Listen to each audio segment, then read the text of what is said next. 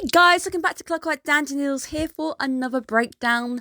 This episode was spicy, very spicy, and I got a lot to say. So before we get going, make sure you guys are subscribed to the channel. Very soon I'm going to be bringing out my end of season review when I give you my top 3 anime of the entire period, tell you my overall thoughts, and then let's talk about the season coming up. There is a lot of good anime coming our way. I can't wait to tell you what I'm watching, what is coming your way, and what we're breaking down on the channel. There is a Discord channel too for you to get notified whenever videos go up. Hello and welcome to episode 11 of My Dress Up Darling. Before we get going, yes, I am sick again. It seems to be a yearly thing where I lose my voice or I don't lose my voice or my voice starts to go. It's maybe laryngitis again, but we haven't got to the point where I've lost my voice yet. We're going to get the video done before that happens. My literal struggles with anime and long titles makes it into this anime episode, and it's also felt by Gojo. Let's actually look at the title. This is I'm a mega best high school student light novel author that has a succubus thirsting for me every night and I don't know what to do.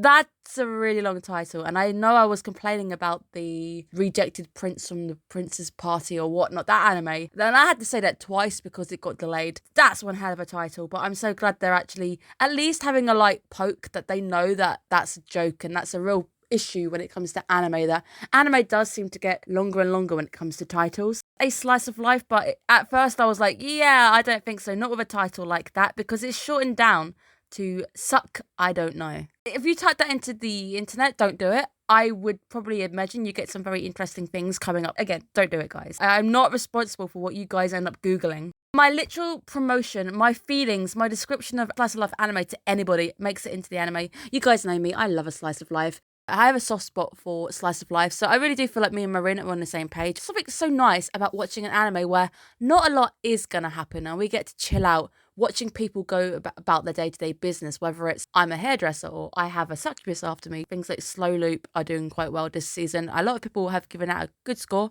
which makes me happy because my slice of life heart really hopes that slice of lives can continue to get really good scores because they don't tend to get a lot of love from people because most people just see them as quite boring. I really do feel for this next moment because it really feels like a real struggle that a lot of cosplayers end up going through.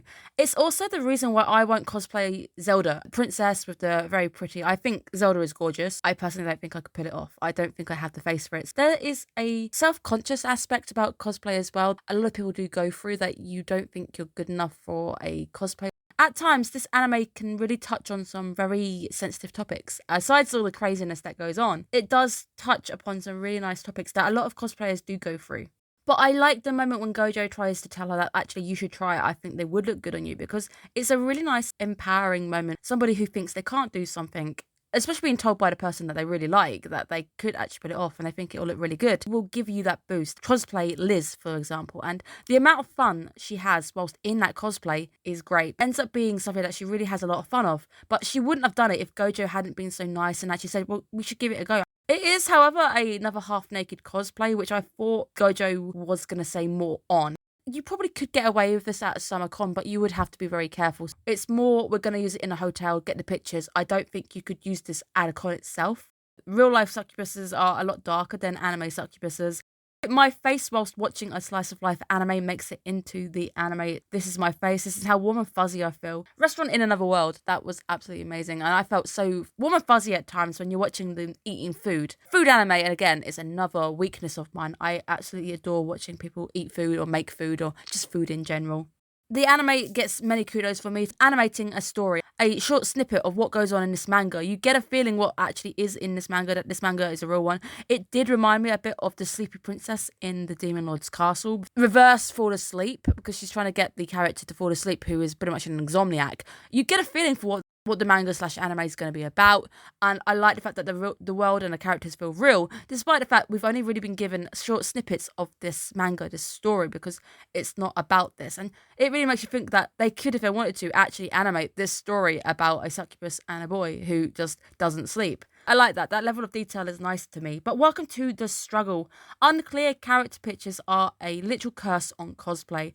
I have suffered from them. I will continue to suffer from them. And they're never going to end. But depending on what media you choose, there are going to be discrepancies. One of the characters I am cosplaying right now, depending on what media form you take, it's different. I'm actually taking the manga form because the anime version isn't as good or as clear.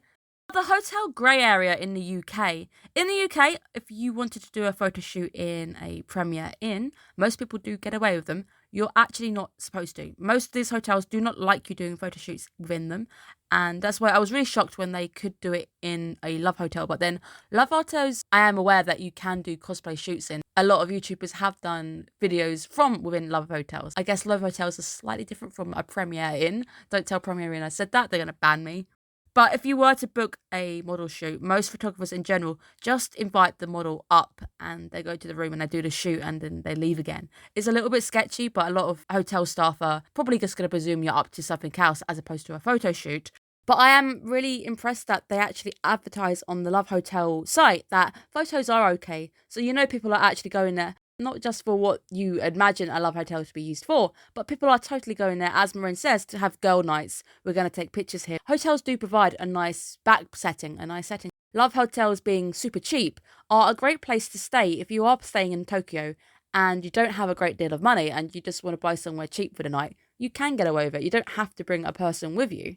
It was a super awkward episode for Gojo until he obviously found the TV and got a little bit curious.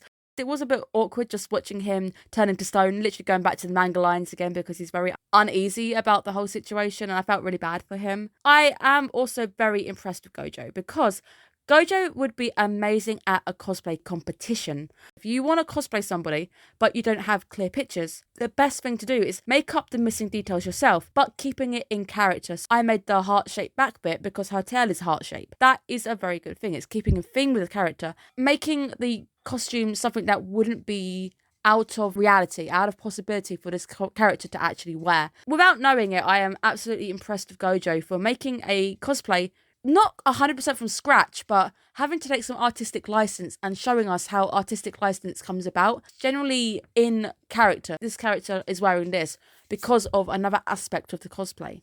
I also love the fact that the anime highlights that it is okay to cosplay either from a manga or the anime, and it's nice to just see that the anime does take its time to cover this. These are things that come up in the cosplay world all the time, and I like the fact that to an anime only, if you're just watching this as an anime person and you don't cosplay yourself, you are getting a nice little look at some of the issues that come up in the cosplay world, some of the real things that we struggle with, some of the controversies that sometimes come up as well, and the photography aspect. So I say this pretty much every week, how impressed I am with this anime because it does cover real life issues very, very nicely. But it is another cool cosplay. I really like the top half of the cosplay, which is not a great deal to the bottom half, but I love the wings. Again, super jealous because she pulls off the cosplay so well. Showing you the bonuses if you are just buying or commissioning a cosplay because you just have to have fun. You don't have to worry about making the build or making it. Hopefully making you feel not as bad when somebody asks you if it's handmade or not. You don't have to make your own cosplay. Just at least having fun is what it's really all about.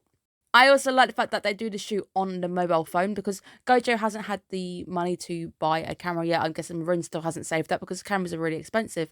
But there's nothing wrong with using your mobile phone. Considering where most of these images are going to go, they're going to go on social media. The main difference between a DSLR camera and a mobile phone is the pictures on a DSLR are bigger and you can shoot them in RAW, so you can take them to Photoshop, you can edit them and everything.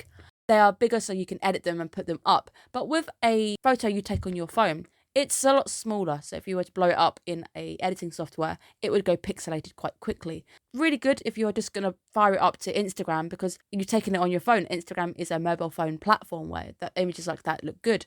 A lot of the time, if I fire up a modelling picture that has been taken on a DSLR, has been edited, and I put it on Instagram, Instagram ends up cutting it anyway. Taking a picture on your phone, like Gojo is doing right now, is really, really good because this is going for social media. It's not like she's entering it into a camera club competition or something.